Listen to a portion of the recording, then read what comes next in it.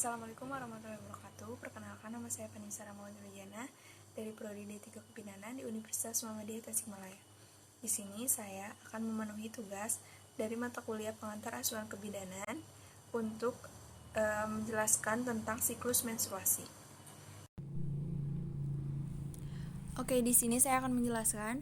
Yang pertama ada hormon hipofisis, terdiri dari dua hormon. Yang pertama LH, memacu terjadinya ovulasi dan sekresi progesteron.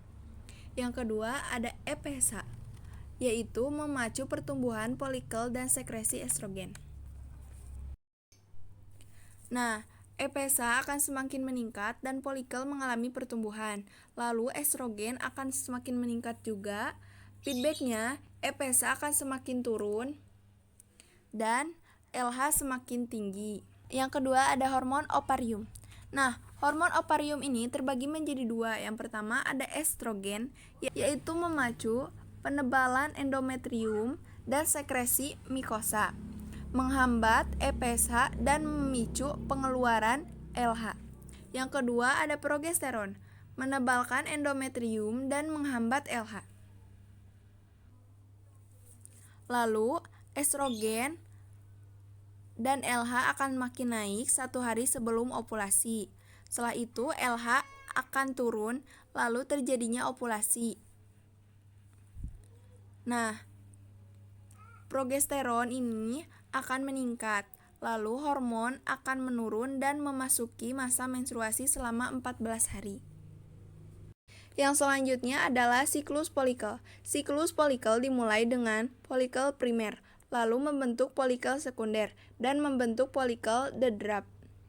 Folikel the drap ini mengalami ovulasi yang dipacu oleh hormon LH.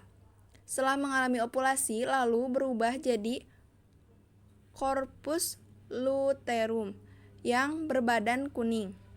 Berfungsi untuk menghasilkan progesteron, berpengaruh terhadap endometrium. Nah, selanjutnya membentuk corpus albicans yang berbentuknya semakin kecil dan kecil. Selanjutnya adalah siklus menstruasi, berlangsung selama 0-5 hari atau bisa sampai 7 hari.